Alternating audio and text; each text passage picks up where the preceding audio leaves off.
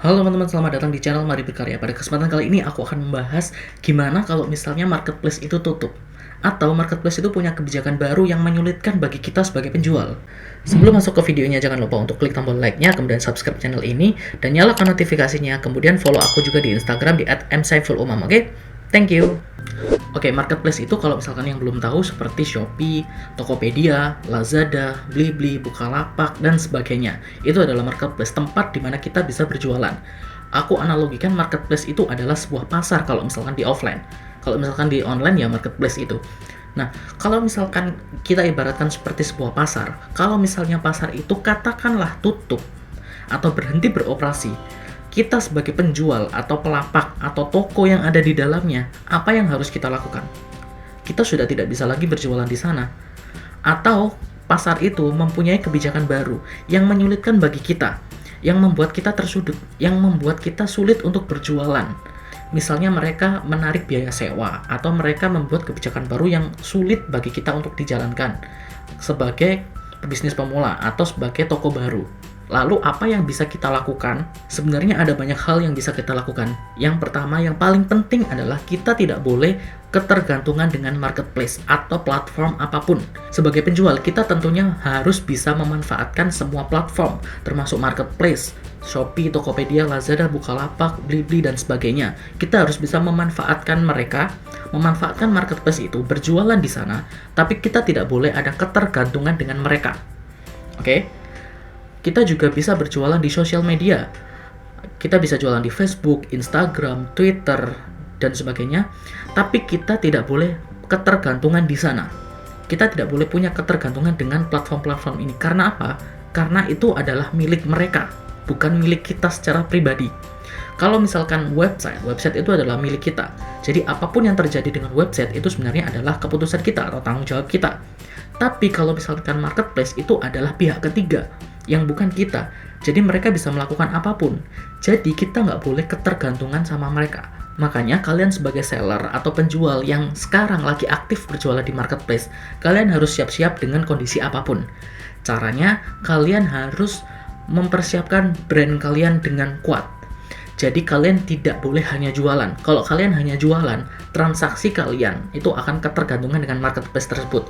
Kalau marketplace tersebut itu berhenti beroperasi atau punya kebijakan baru, maka kalian akan susah untuk berjualan lagi. Karena orang taunya apa? Orang taunya hanya marketplace. Orang taunya kalau misalkan beli produk ini ya di sini, ya di Shopee, ya di Tokopedia, ya di Bukalapak, ya di Lazada, bukan ke brand kamu, bukan ke toko kamu. Oke, di sini paham ya maksudnya ya. Jadi, kamu harus perkuat brand kamu sejak ada customer atau sebelum ada customer. Kamu harus perkuat brand kamu seperti apa. Kamu harus melakukan branding yang baik. Kamu harus menjaga hubungan baik dengan customer. Kamu harus juga yang paling penting mendata customer.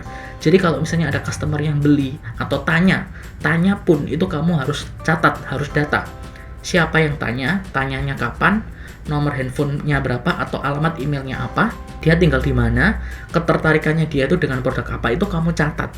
Biar nanti kalau ada apa-apa, kamu bisa menghubungi pembeli atau customer itu secara langsung, tidak melalui marketplace apapun. Karena itu data itu sangat penting, makanya kalian harus mendata baik-baik customer kalian. Kalian harus ambil datanya dari marketplace itu. Memang kalau misalnya untuk sekarang tidak kelihatan butuh atau tidak terlihat dibutuhkan banget data itu, atau tidak dibutuhkan banget kita membuat brand karena ya marketplace sudah menyediakan semua fasilitas itu. Sudah ada fasilitas iklan, sudah ada fasilitas, pokoknya yang nyarikan customer itu adalah marketplace.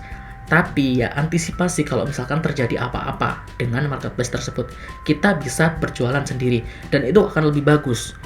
Karena membentuk customer yang loyal atau membentuk database customer itu akan menguntungkan bagi kita.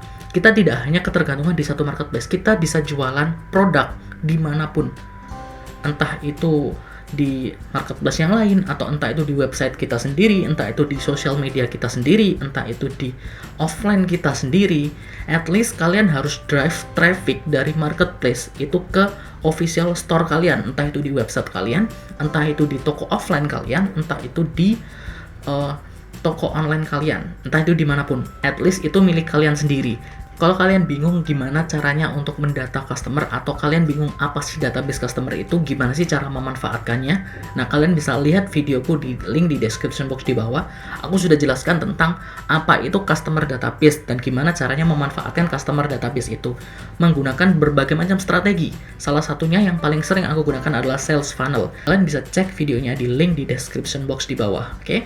Sampai jumpa di video berikutnya dan semoga kalian bisa sukses jualannya. Dah.